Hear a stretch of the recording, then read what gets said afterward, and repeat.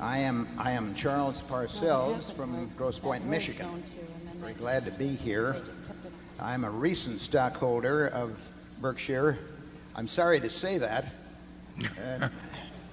but it does not diminish my admiration for past performance or my confidence in future performance.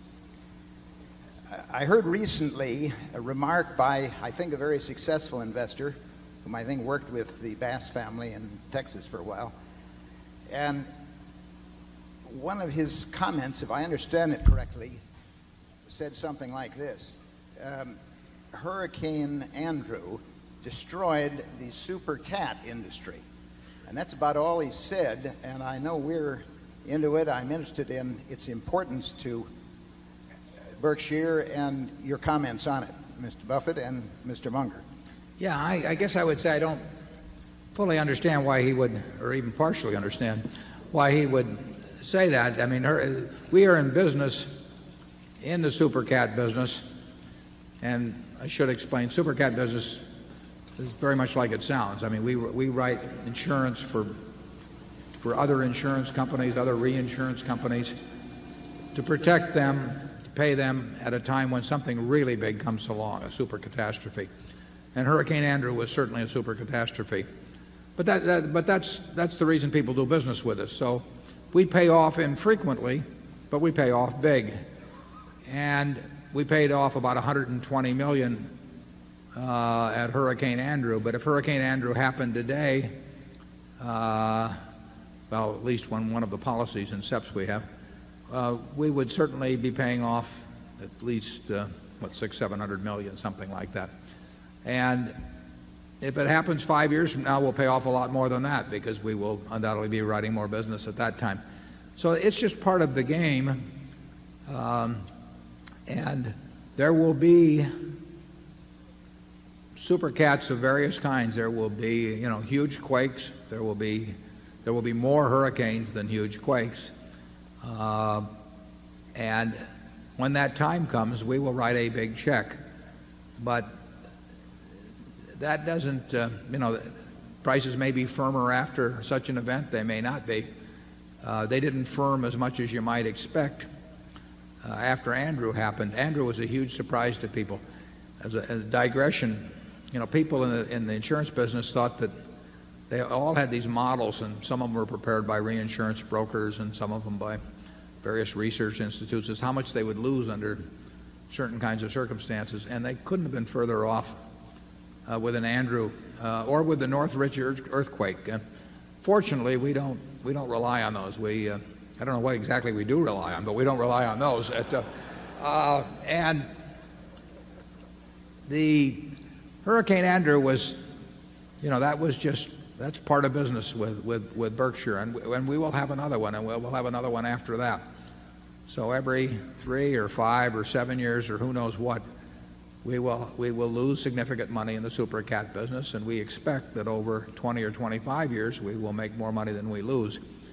We bring some real advantages to that business, as I wrote about in the report, and it makes sense for us to be in it. It only makes sense for us to be in it when the premium prices are right. But when they are appropriate, we're more than willing to step up and take on a fair amount of risk. As I wrote in the report on the California Earthquake Authority, we could tomorrow face a demand for roughly $1 billion, and we are prepared to write a check that day to take care of that, and we will write it if it happens. And there aren't very many people in the world that an insured can count on to do that. The interesting thing is that the worst exposures still for super cats are not borne by us, but they're borne implicitly by some very big direct writing companies that have lots of risk on Long Island or along the New Madrid Fault or other places. And they have got, millions of policies and maybe hundreds of thousands of exposed policies, and they don't think of themselves as being in the super cat business, or they really do, but they don't think day by day about it. And And they are very exposed. Our exposures are limited to a given dollar amount. That dollar amount may be large, but at least we know what it is. And we take risks that we're willing to take risks when we think we're appropriately paid. There's a mentality to bring to the super cat business that's somewhat akin to what you bring to the investment business. So we think we're well equipped for it. Charlie?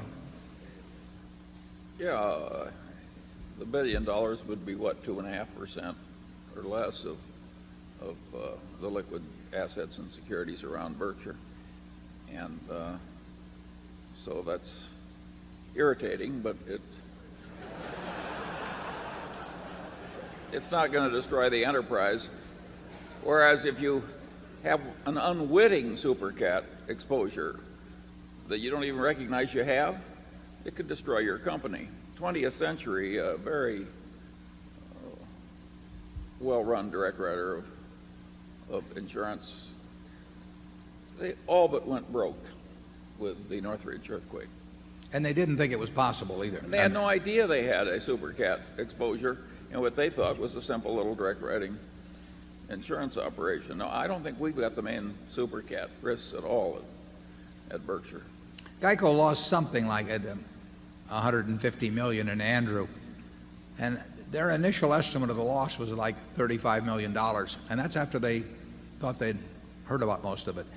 You can really get fooled in this business. In fact, 20th Century, which lost $1 billion at Northridge, just at the end of 1996, I think added $40 million, as I remember, to the reserves for the Northridge quake, which I think was in January of '94.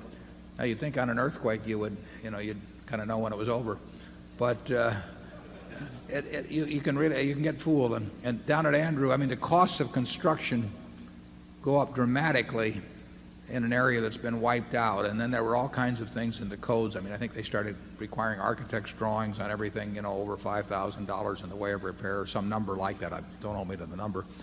And of course, the architects had a field day, and then it turned out that everybody had a homeowner's policy. In the Oakland fire, for example, they all had a $300,000 book collection in their library, and who knows after the place is burned down. It's not. You get a lot of surprises in that field, and the surprises in insurance are never symmetrical. They're all bad.